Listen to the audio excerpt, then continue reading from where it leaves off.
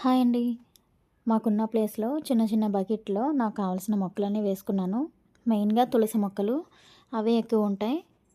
అలాగే నలిగిపోయిన టమాటాలు ఉంటాయి గదా! అవి ఒక బకెట్‌లో ఏస్తే చాలా మొక్కలొచ్చినియి. అవి ఒక 2 బకెట్‌లో వేశాను.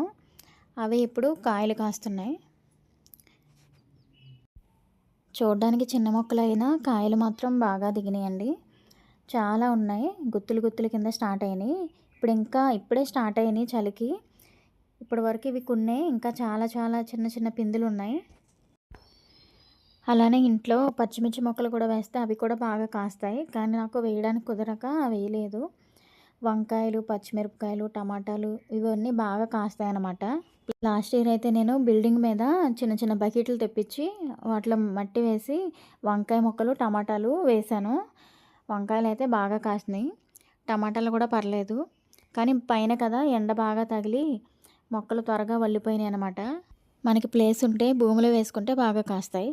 Please like and share, subscribe.